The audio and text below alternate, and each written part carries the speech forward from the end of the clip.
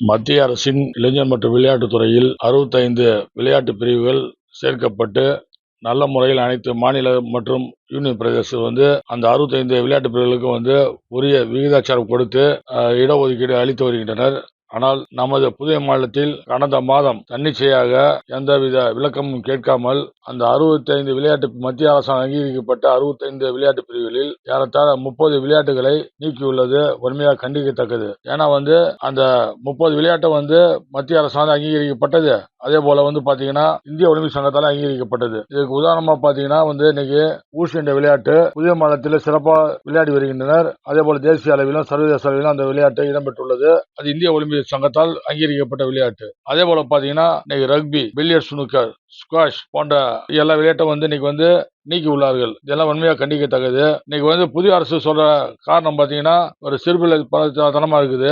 ஏதோ தவறு செய்து விட்டார்கள் ஆனா நீக்கிறேன்டாங்க. தவறு செய்தாங்கன்னா அந்த தவறு செய்த யாருன்னு சொல்லவே இல்லையாச்சா? யாரு தவறு செஞ்சாங்க, என்ன குற்றச்சாட்டு அவங்க மேல இருக்குது, என்ன அந்த அடிப்படை எதுக்கு நீக்கிறன்றத சொல்லவே இல்லை இன்னும். ஆனா யார் யார் தவறு செய்தான்னு இவங்க குறிப்பிடுறாங்களோ, மறைமுகமாக குறிப்பிடுறாங்களோ அத்தனை சங்கமும் வேலைவாய்ப்பு பெற்றுக்குது. இடஒதுக்கீடு மேற்படிப்புல பெற்றுக்கிறாங்க.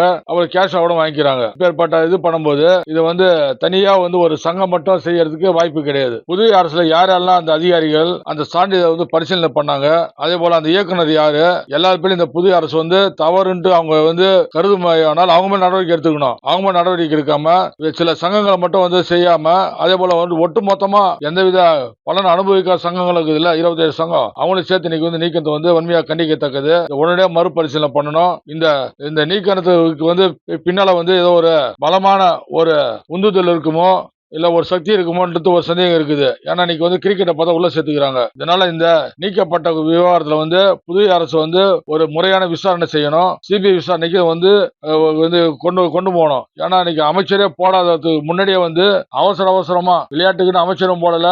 எல்லாம் ஒரு அமைச்சரை போறதுக்கு 90 நாள் 100 நாள் எடுத்து ஒரு அரசாங்கம் இன்னைக்கு ஒரே ஒரு நைட்ல பாத்தீங்கன்னா 30 சங்கத்தை எடுக்கிறாங்க. இது ஏதோ உள்நோக்க இருக்கத்தோட செஞ்சுட்டு தான் நாங்க புதிய மாநில விளையாட்டு சங்கம் கருதுது. இதை உடனடியா அனைத்து சங்கங்களும் வாய்ப்பு கொடுக்கணும். இன்னைக்கு மற்ற மாநிலத்தில் பாத்தீங்கன்னா ஒலிம்பிக் கேம் இருக்குது. அது பீரியாடிக் பேசிஸ், பீரியாடிக், நான் பீரியாடிக், ஜெனரல் கேட்டகரி இருக்குது. ஆಮೇಲೆ பீரியாடிக் கேம்ல ஒலிம்பிக் கேம்லாம் வந்துடும். ஆಮೇಲೆ ஜெனரல் கேட்டகரியில ஒலிம்பிக் கேம் வரும். அதே நடைமுறை தான் பயன்படுத்தணுமே தவிர எந்தவித சங்கத்தையும் புதிய அரசு எடுக்கக்கூடாது. எல்லா சங்கத்தையும் உடனடியாக சேர்க்கணும். இவங்க தவறுன்ட்டு யாராவது வேலை கண்டுபிடிச்சிருந்தாங்கன்னா அவங்க மேல உரிய நடவடிக்கை எடுக்கிறதுக்கு புதிய மாநில விளையாட்டு சங்கம் ஒத்துழைக்கும். அப்புறம் தவறே செய்யாத சங்கத்தை எடுத்தாங்கன்னா புதிய மாநில விளையாட்டு சங்கம் புதிய அரசுக்கு எதிராக கண்டிப்பா மாபெரும் முற்றுகை போராட்டம் நடத்தும் என்பதை தெரிவித்துக் கொள்கிறேன்.